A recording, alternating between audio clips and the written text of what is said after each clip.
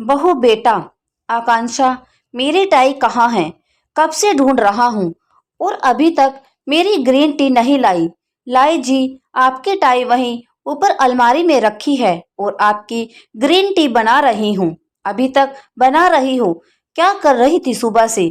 जल्दी ऊपर आकर मेरी टाई निकालो, पता नहीं कहाँ रखी है। बहू बेटा, मेरी चाय कहाँ है? आज बिना चाय के अखबार पढ़ने पड़ेगी क्या? अभी लाई पिताजी। यह है हमारी आकांक्षा, जिसका घर हर रोज सुबह सुबह किसी लड़ाई के मैदान से कम नहीं होता। मानसी जी, आकांक्षा की सास की तबीयत जब से खराब होने लगी, तब से घर की सारी जिम्मेदारियां आकांक्षा के ऊपर आ गई। बच्चा भी अभी छोटा, सिर्फ 1 साल का है, तो उसकी देखभाल, घर के सारे काम, मानसी जी की देखभाल, समय पर दवाइयाँ, समय पर खाना और यहाँ तक कि बाजार से सामान लाने की जिम्मेदारियां भी आकांक्षा की ही हैं। बहू, दूध का बर्तन देना, जरा तो दूध वाला आया है, मैं ले लेती हूँ। अरे माँ, आप क्यों उठकर आई? मैं जा ही रही थी लेने।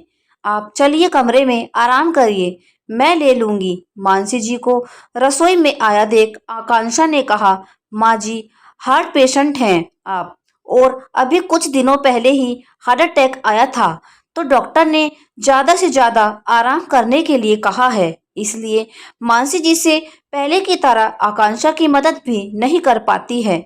आकांक्षा जब देव से शादी करके आई, तो मानसी जी से हमेशा डरी डरी रहती थी, लेकिन मानसी जी के हंसमुख और सौम्य स्वभाव के कारण आकांक्षा का सास के प्रति डर खत्म हो गया और उसकी जगह प्रेम और मित्रता ने ले ली। आकांक्षा और मानसी जी सास बहू कम और सहेलियां ज्यादा लगती थी। माँ, आप बस राज को थोड़ी देर संभाल लीजिए, मैं सब देख लूंगी, आकांक्षा ने बच्चा मानसी जी को देते हुए कहा और फिर भाग भाग कर सारा काम खत्म किया। देव, आकांक्षा का पति, ऑफिस, पिताजी टहलने और अपने मित्रों से मिलने गए। आकांक्षा अपनी चाय का कप लेकर मानसी जी के कमरे में आ गई। माँ, राज सो गया क्या? हाँ बेटा, सो गया। बैठो तुम मेरे पास इधर। और सिर्फ चाय क्यों, तुम्हारा नाश्ता कहाँ है? माँ, अभी कुछ खाने का मन नहीं है। सुन बेटा, शरीर को मशीन मत बना, थोड़ा खुद को भी 2 पल का समय दे। क्यों सबके पीछे इतना दौड़ती है? सब छोटे बच्चे थोड़ा ही हैं, अपना काम खुद कर सकते हैं। माँ, क्यों परेशान हो रही हो? छोड़ियो यह सब बातें।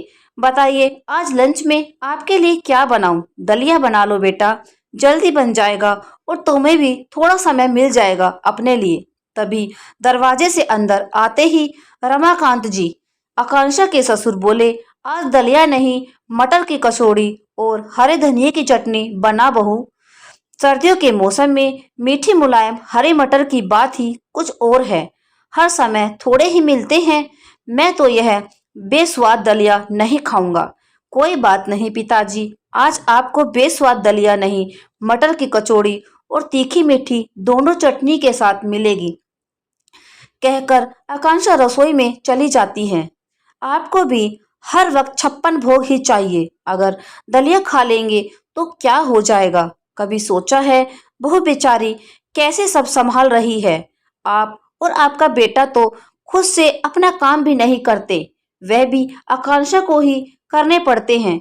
उस बच्ची को तो अपने लिए समय ही कब मिलता है? मेरी तबीयत खराब होने से भी जिम्मेदारियां उस पर आ गई हैं।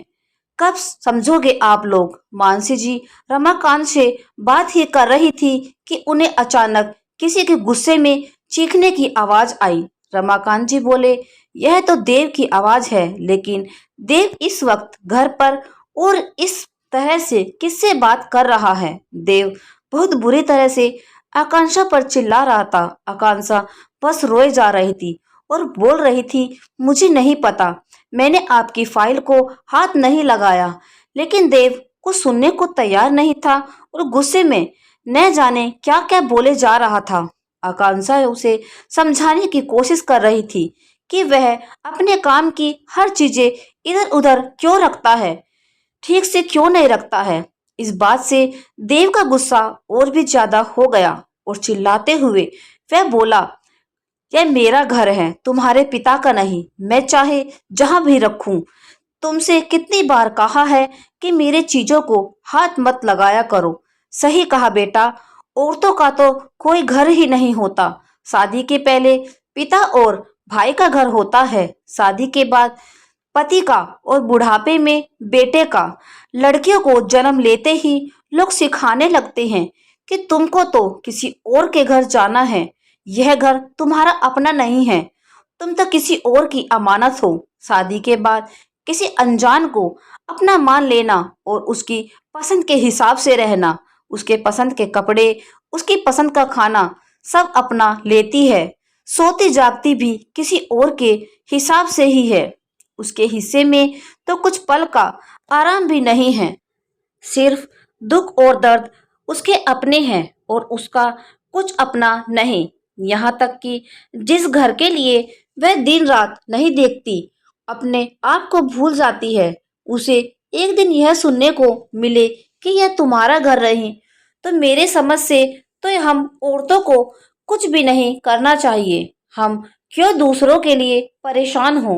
माँ, आप क्या बोल रही हैं? मेरे कहने का मतलब ये नहीं था।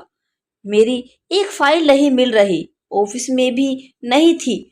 मुझे लगा आकांक्षा ने कहीं रख दी और उस फाइल के बिना मेरी मीटिंग भी कैंसिल हो गई। देव ने कहा। तो उसमें बहू का क्या दोष? तुम्हारी माँ सही कह रही है, बोलने से पहले सोच लिया करो किससे क्या बोलना है। बहू सुबह से ही घर के कामों में लग जाती है, रात को भी हम खा पी कर आराम कर रहे होते हैं, लेकिन तब भी वह कामों में ही लगी रहती है। यहाँ तक कि अगर हमें पानी भी चाहिए हो तो हम खुद नहीं लेते, बल्कि बहू को आवाज लगाने लगते हैं, जैसे वह इंसान नहीं कोई मशीन है। हम यह भी भूल जाते हैं कि जैसे हमें किसी के गलत व्यवहार से दुख होता है, वैसे ही उसे भी होता होगा। तो तुम सुबह तैयार होकर ऑफिस के लिए निकल जाते हो, कभी यह सोचा है कि तुम्हारे पीछे तुम्हारे माता पिता और बच्चों का घर में ध्यान कौन रखता है? ऑफिस से आने पर भी गर्मा गर्म चाय, नाश्ता, खाना सब कुछ मिलता है। उस सब की व्यवस्था कौन करता है? सिर्फ बाहर जाकर पैसा कमाने से यह समझ लेना कि घर सिर्फ तुम्हारा है, कहाँ तक सही है। इसलिए मैं बहू को हमेशा बहू बेटा बुलाता हूँ, क्योंकि वो बहू की तरह घर की देखभाल करती है और एक बेटे की तरह हम बूढ़े माँ बाप की जिम्मेदारियां भी उठाती है। तुम्हें तो अपने माता पिता का हाल पूछने तक की भी फुर्सत नहीं है। तुम्हें तो बहू से सीखना चाहिए कि एक बेटे की जिम्मेदारियां कैसे निभाते हैं, और उलट तुम हो कि उसे सुनाए जा रहे हो। तुम्हें तो शर्म आनी चाहिए जो तुम्हें अपनी जिम्मेदारियां समझकर निभा रही है। उसके साथ ऐसा व्यवहार क्यों? बस करिए पिताजी, मैं अपनी गलती समझ चुका हूँ, मुझे माफ कर दो आकांक्षा। मुझसे बहुत बड़ी गलती हो गई है। आगे से ऐसा कुछ नहीं होगा जिससे तुम्हें तकलीफ हो। अब से मैं जितना हो सके तुम्हारी मदद करूंगा, और इसकी शुरुआत आज से ही होगी, बल्कि अभी से होगी। अब आप सब लोग के लिए मैं अभी अभी गर्मा गर्म अदरक वाली चाय बना कर लाता हूँ। तो दोस्तों, यह कहानी आपको कैसी लगी कमेंट में जरूर बताइए। वीडियो को लाइक करें, शेयर करें और हमारे चैनल को सब्सक्राइब करें। Thank you.